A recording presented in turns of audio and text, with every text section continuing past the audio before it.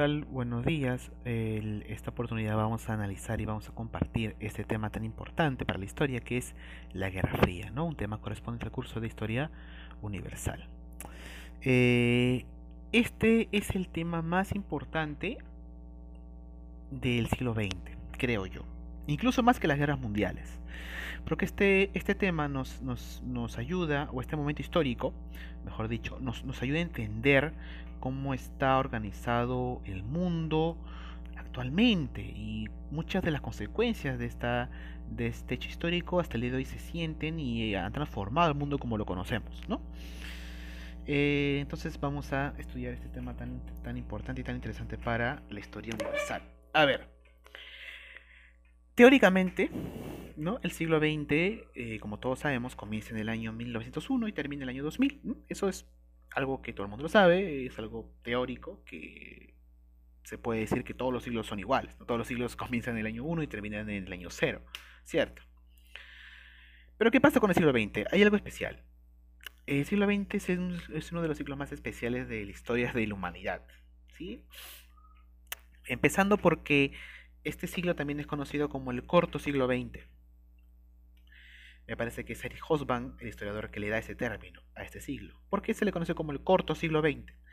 Porque según la historia, según muchos historiadores, el siglo XX comienza en el año 1914 y termina en el año 1991.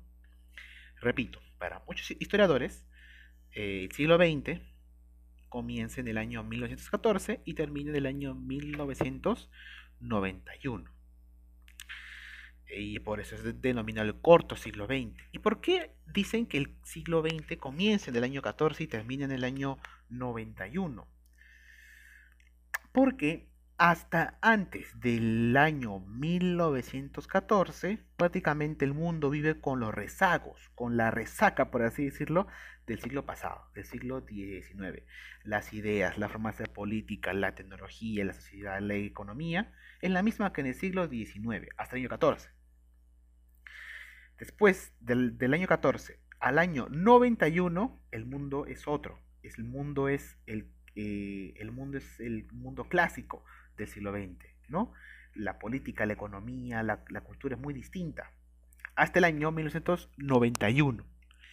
En el año 91 termina la política, la economía y la forma de ver el mundo del año, o perdón, del siglo XX. Después del año 91 ya estamos pues prácticamente en el siglo XXI. Las ideas que nosotros conocemos del mundo moderno, cómo se mueve la política actualmente, la economía actualmente, nace en el año 91, chicos. ¿Sí? Tu mundo, nuestro mundo que hemos nacido en esta época, es fruto del año pues, o comienza en el año 91. No sé si me dejé entender. En palabras simples, del año 14 al 91 es el siglo XX.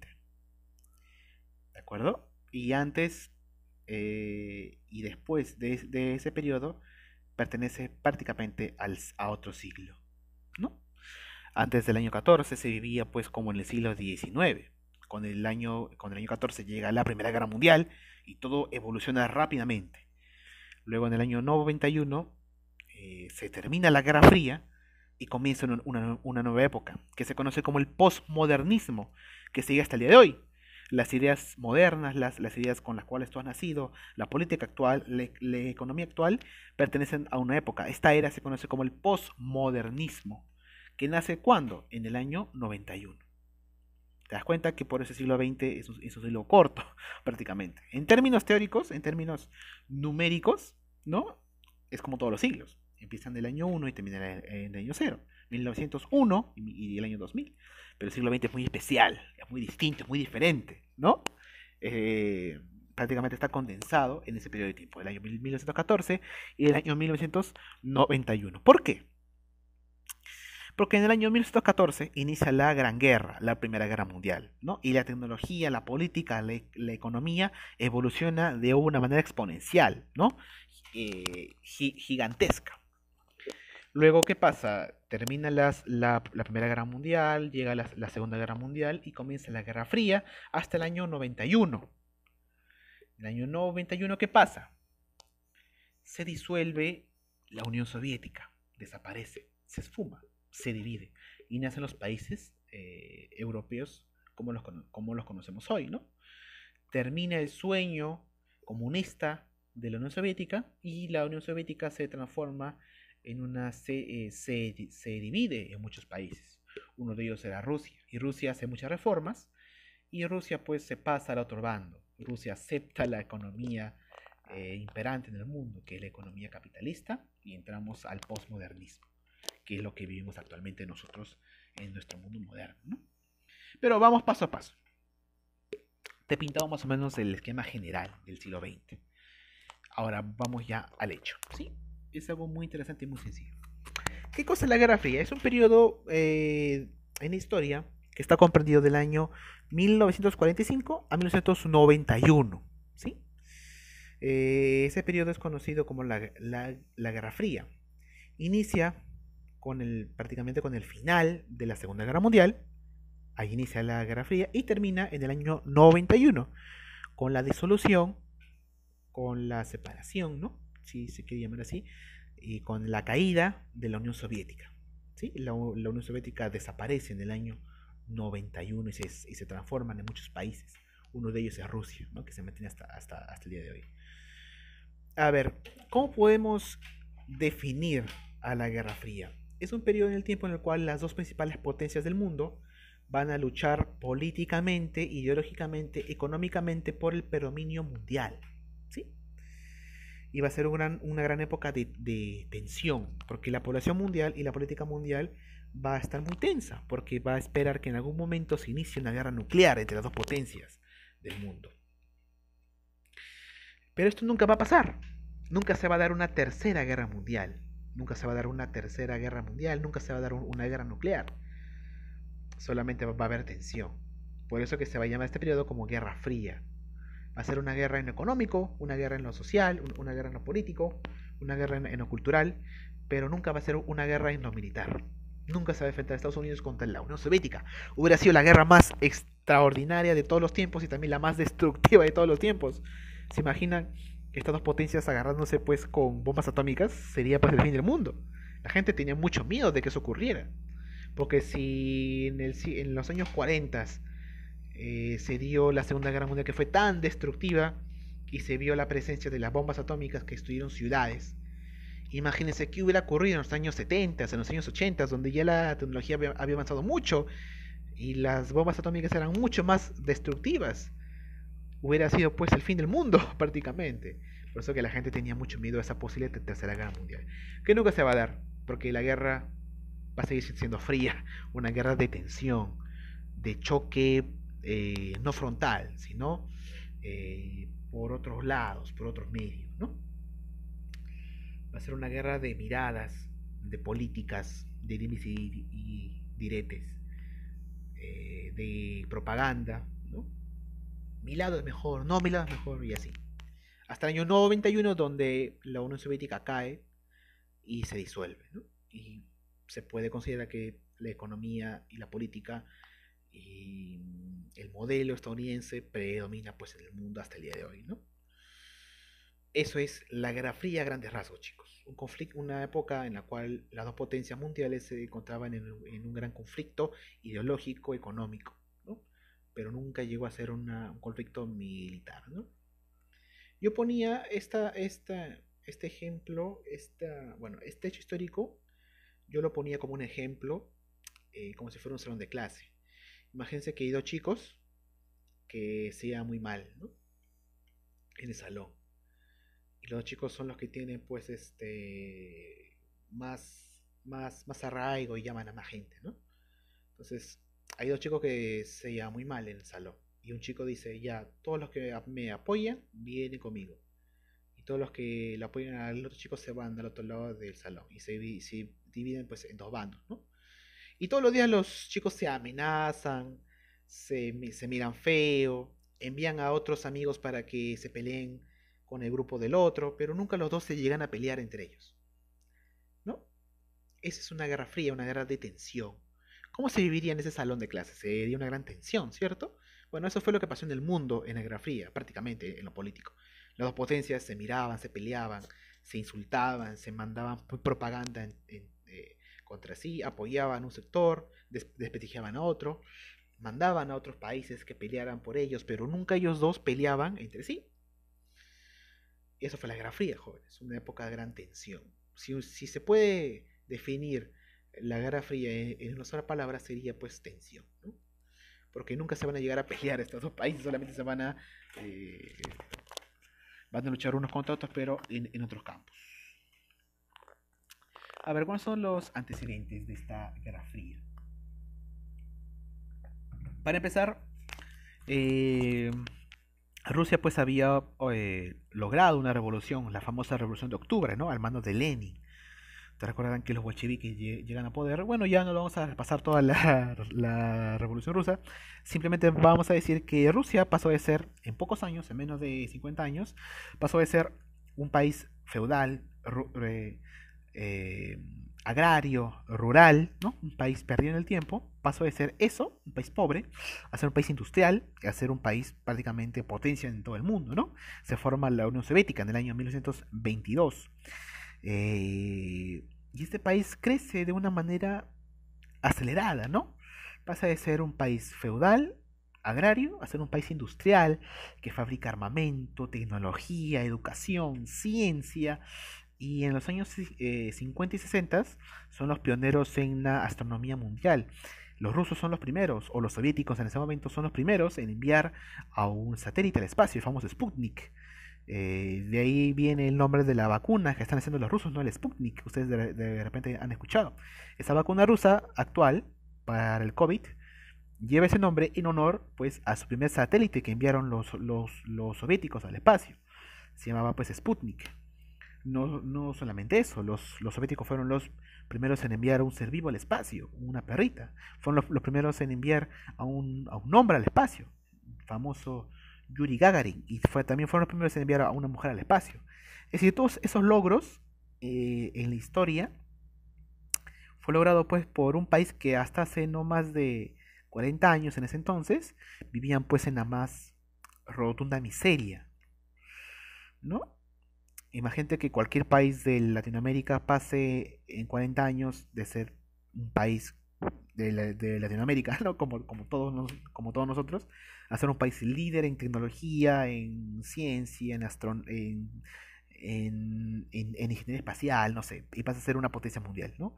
Sería un gran logro, ¿no? Y muchos países que quisieran, pues, copiarse de ese país, ¿no? Bueno, eso fue lo que hizo la Unión Soviética, eso fue lo que hizo Rusia.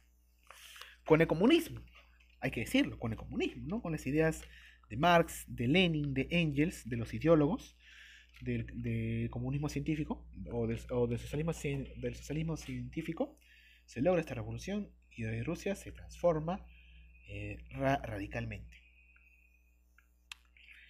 Luego, años después, en la conferencia de Yalta y de Potsdam, las potencias mundiales vencedoras en la Segunda Guerra Mundial deciden pues dividir a Alemania en dos. Y en ese momento, cuando ya se había vencido a Alemania y a Italia, quedaban dos potencias mundiales. Se habían enterrado Alemania e Italia, ya no eran más potencias industriales, pero quedaban dos potencias en el mundo. Quedaba Estados Unidos y quedaba la Unión Soviética. Entonces, cuando se empezaban a hacer estos acuerdos para firmar y para dividir Alemania, para ver zonas de influencia, se dieron cuenta de que, espérate, acá hay dos potencias mundiales aún. No solamente hay una que va a poner acá las condiciones, hay dos potencias. ¿Cuáles son? La Unión Soviética, al mando de Joseph Stalin, y Estados Unidos, ¿no? En ese momento al mando de Roosevelt. Finalmente Roosevelt fallece, ¿no? Y asume el poder luego Harry Truman, ¿no? Pero Estados Unidos era una potencia que buscaba poner orden y hacer lo que ellos creerían pues necesario, pero ante Estados Unidos estaba pues la Unión Soviética, ¿no? Es ahí en las conferencias donde surge el conflicto entre ambos y se forman dos bloques pues totalmente antagónicos, ¿no? El bloque de los países pro Estados Unidos y el bloque de los países pro la Unión Soviética. Unos apoyaban a Estados Unidos, unos apoyaban a la ideología de Estados Unidos. ¿Y cuál era la ideología de Estados Unidos? El capitalismo, el libre mercado, ¿no? La apertura de las fronteras para la inversión extranjera, la libertad individual, la democracia. Esos eran los valores de la economía y la cultura estadounidense. ¿De acuerdo? Muchos países pues apoyaban a, a este bloque. Del otro lado está el bloque de la Unión Soviética. ¿Cuáles eran los valores, las características de la Unión Soviética? El socialismo, el triunfo del socialismo. ¿Cuál es el modelo económico de la Unión Soviética? El socialismo. ¿Sí? Eh, los valores de este bloque era el cooperativismo, ¿no? Que la sociedad debe trabajar por el bien común. Ellos van a buscar la libertad, pero la libertad colectiva, la libertad de clase, que la clase obrera sea la que dirige el país, ¿no? Las ideas de cooperatividad, de perseguir un bien común, esos son los ideales del socialismo. Muchos países van a adherirse a esas ideas, ¿no? Como vemos aquí en el mapa del mundo durante la Guerra Fría. Se ven dos bloques muy marcados, ¿verdad? Que uno van a apoyar un bando y el otro a otro bando. Ustedes se darán cuenta que acá en Sudamérica la mayor parte del país, pues, oficialmente apoyaban a Estados Unidos, pero ven ustedes que hay puntos rojos, ¿no? ¿Esos puntos rojos qué significan? Significan pues movimientos de izquierda o movimientos que apoyaban al bando soviético, ¿no? Lo expliqué aquí también, acá en el Perú se vive o se vivió en el siglo XX, en el marco de la Guerra Fría, se vivió un gran periodo de violencia, ¿no? Comandada por dos grupos terroristas, ¿no? El Sendero Luminoso y el MRTA. Estos dos grupos tenían, pues, habían absorbido las ideas del socialismo y del comunismo, ¿no? Y estos grupos querían hacer una revolución acá en el Perú, pero no fue una revolución la que hicieron porque solamente se quedaron en la fase de la violencia, ¿no? Solamente se dedicaron a la violencia, al terror, y entonces la población peruana quiso exterminar, quiso deshacerse de estos grupos radicales y finalmente no prosperaron, pero se llevaron consigo mucha vida, ¿no? Ese evento se dio, ese periodo histórico del Perú se dio en el marco de la Guerra Fría. Como les dije, este es el periodo más trascendental en la historia humana, me parece, porque ningún otro hecho histórico tiene tanta influencia en tantos países del mundo. En todos los países del mundo se debatía a qué bando vamos a apoyar, al bando de Estados Unidos o al bando de la Unión Soviética. Muchos países veían con muy buenos ojos a la Unión Soviética, porque querían copiarlo. Decían, ¿cómo este país que era tan pobre, con la ayuda de los obreros y los trabajadores, cómo no ser como ellos, cómo no copiarlos, cómo no ser igual que ellos, cómo no agarrar esas ideas aquí en nuestros países y transformarnos? Porque, valgan verdades, el socialismo tiene ideas muy hermosas, ¿no? ¿A quién no le gustaría que los obreros sean los que gobiernen y que no hayan clases sociales y que se termine la explotación y todo eso? Pero en la realidad, pues, era otra cosa. Eso ya lo explicaremos luego. Y de otro lado, algunos países decían no, que el socialismo es autoritarismo, es terror y muchas cosas más, y se aplicaron otras medidas, ¿no? Pues ese es el mundo en la Guerra Fría, mundo de bloques. O estás con ellos o estás contra nosotros. Es así de simple. Ahora, ¿qué pasa después de la Segunda Guerra Mundial? Europa queda devastada después de la Segunda Guerra Mundial. Muchos países como Alemania, Italia, Francia quedan devastadas por la Segunda Guerra Mundial y prácticamente se convierten en países pobres, en países subdesarrollados, sin infraestructura, sin carreteras, con altos índices de pobreza extrema, con hambrunas. En este momento Europa prácticamente es como Latinoamérica en sus peores momentos, ¿no? Son países devastados por la guerra. Y Estados Unidos en esto fue muy hábil, porque dijeron, si los dejamos estar así, en cualquier momento los europeos van a absorber las ideas del comunismo y del socialismo, porque esa gente va a renegar de la guerra mundial, va a renegar de los monopolios y de la economía y van a querer absorber las ideas del comunismo. Entonces era un gran peligro para Estados Unidos que toda Europa se convierta en comunista, porque eran sus principales aliados. Es así como Estados Unidos decide crear un plan económico, el famoso plan Marshall. ¿En qué consiste este plan? Es un plan sencillo. Simplemente consiste en prestarles dinero a los países estadounidenses. Le dieron crédito con unas tasas de interés muy bajas para que estos países pues recuperen su economía, reactiven su economía, ¿no? Esa frase que tanto se usa actualmente por estos lares, ¿no? Reactiven su economía, su máquina industrial, su mercado interno, ¿verdad? Su consumo para pues reconstruir el país, ¿no? Con ese dinero, los países europeos pudieron reconstruirse muy rápidamente y volver a como estaban antes, ¿no? Para no caer en las ideas del comunismo. Pero por otro lado también la Unión Soviética respondía, ¿no? Y formó la famosa Comecon, ¿no? Que eran los países que estaban pues en la zona de influencia de la Unión Soviética, se, se adhirieron pues a las reformas impuestas por la Unión Soviética, sobre todo en la Alemania Oriental. Recordemos que Alemania se divide en dos, Alemania Occidental y Alemania Oriental. El lado occidental estaba controlado por Estados Unidos y sus aliados. Ahí se trató de imponer el capitalismo, se invirtió mucho dinero en las industrias para hacer reflotar a este país por el capitalismo, ¿no? Por sus ideales. Pero del otro lado, de la Alemania Oriental, se hicieron muchas reformas para que la misma población absorbiera las ideas del socialismo y del comunismo, ¿no? Pero ya después vamos a ver que estas ideas van a tratar de imponerse por la fuerza y nunca van a llegar a un consenso único. ¿Qué pasa también del otro lado? Estados Unidos crea la OTAN, que es una organización burocrática, la cual va a buscar una comunicación más amplia entre los miembros del Atlántico Norte. También luego se va a formar una división militar de la OTAN, ¿no? Es decir, que Estados Unidos se va a juntar con sus aliados de Europa, como Inglaterra, como Francia y los demás países europeos para hacerle frente al bloque comunista. Y por el otro lado, los comunistas, los soviéticos también van a formar su propia alianza, ¿no? El pacto de Varsovia, que también va a ser un pacto militar. Les dije y les comenté que Alemania se había dividido en dos, pero había un problema. La capital, que era la ciudad de Berlín, se encontraba pues al medio, en el medio del lado oriental. Entonces, el bloque occidental, al mando de Estados Unidos, les dijo: no podemos hacer todo de la capital, hay que partirlo a dos, la capital, para que un lado sea para mí y de otro lado para ti.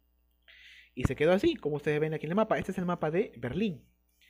Y se dividió en dos, ¿no? De un lado eran los capitalistas al mando de Estados Unidos y por otro lado eran los comunistas. De este lado se aplicó pues todas las famosas reformas del Plan Marshall, ¿no? Se invirtió en industria, se invirtió en el sector financiero y se crearon muchos puestos de trabajo. Y de este lado se aplicaron muchas reformas comunistas, se dieron mucho poder a los sindicatos, se trató de fomentar las cooperativas. Pero ¿qué pasó? Entrando a los años 50, la población se dio cuenta de que del otro lado de Berlín había mucho más trabajo. De este lado había bancos, había industrias, había comercio, había mucho trabajo. Entonces, esta gente de acá se dio cuenta que con sus cooperativas pues no iban a llegar muy lejos. Así que mucha gente de este lado de Berlín cruzaban al otro lado de la ciudad para trabajar, ¿no? Mucha gente de aquí iba al otro lado de Berlín para trabajar en sus grandes industrias. Recordemos que en los años 70 es la gran época de la pequeña industria, porque en el siglo XIX la industria solamente estaba reservada a la industria pesada. Se creaban ferrocarriles, trenes, barcos, ¿verdad? Pero ya entrados a mediados del siglo XX, la industria se vuelve y se enfoca en el campo más hogareño. En los años 50, ya las fábricas en Estados Unidos y en Europa, y sobre todo aquí en Alemania, fabrican otro tipo de productos. ¿Como cuáles? Refrigeradoras, cocinas eléctricas, televisores, radios, máquinas de reproducción, como el VHS, ¿te das cuenta? Y cambia mucho la tecnología en este lado del mundo, ¿no? Entonces, mucha gente cruza a este lado para trabajar en esas fábricas. ¿Qué pasa en los años 60? Se dan cuenta los soviéticos que no pueden evitar que la gente migre al otro lado. Mucha gente dejaba su casa y se iba al otro lado a trabajar, porque acá con las cooperativas no tenían muchos réditos, ¿no? Una cooperativa es como una organización de los trabajadores, ¿no? Es decir, que la empresa está conformada por la cooperativa, entonces venden 10 soles y los 10 soles se los reparten entre todos los mismos de la cooperativa, ¿no? Pero eso trae una serie de conflictos, ¿no? Porque cuando hay competencia a veces se regula el precio por la regulación de precios, o la competencia, a veces no hay una competencia igual y ante el mercado que está del otro lado de la ciudad, a veces tiene una mejor oferta y la demanda va para allá, ¿no? Son principios de economía eh, que no vamos a estar mucho al caso ahora, pero el hecho fue de que mucha gente emigró, ¿no? Por la prosperidad de la economía del otro lado de Berlín, ¿no? Entonces, ¿cuál fue la grandiosa idea que se les ocurrió a los dirigentes de Berlín Oriental, de Berlín comunista?